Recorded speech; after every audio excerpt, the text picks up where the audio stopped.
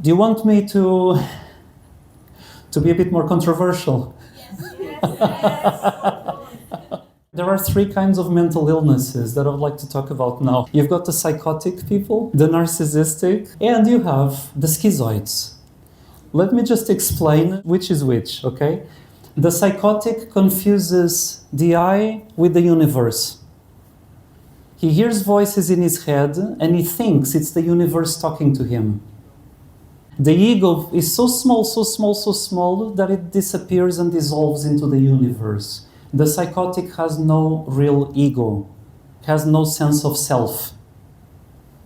So it's like a cloud that vanishes in the winds of this life. Okay? Then you have the narcissist, is the opposite. The ego grows so much, so much, so much, so much that he shrinks the whole universe into the size of a pill and then swallows it. He's bigger than the universe. Okay? And finally, the schizoid, the living dead. The schizoid is always at home, doesn't leave the house.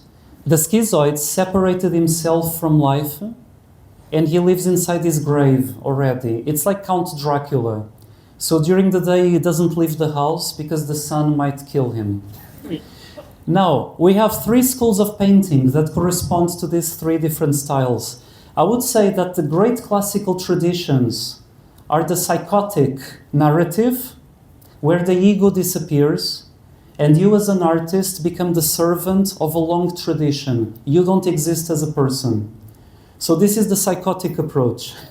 To me, it's the most respectable and the best. The narcissist is the contemporary art approach. I'm gonna tell the world what I think, and this is my perspective, and this is my style, my paintings. It's all about ownership and a lot of me, me, me, me, me, me, me. This is the narcissistic approach. And finally, you've got schizoid experimentalisms, artificial intelligence. They don't want to deal with people, so they work with computers. And they do AI art. Three different styles of painting that correspond to three different views of the world. Now, jokes aside, of course, this is an exaggeration to make a point, but I think you understand what I'm trying to get. No matter which line you choose, there will be advantages and drawbacks. All of them have advantages and drawbacks. In my opinion, the great classical traditions are much more important, the psychotic approach.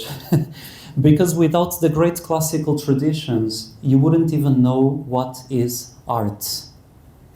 You would still be reinventing the cave paintings. So almost everything we know was inherited from the past. Even our narcissistic experimentalism nowadays is because a chain of knowledge got to us and allowed us to be so comfortable in life that we can afford to have opinions. So we still need to be grateful to the society that created these conditions. For you to have a voice and your own individual voice is because you grew up in a context that allowed you that. I guarantee you would not have a voice in ancient Egypt.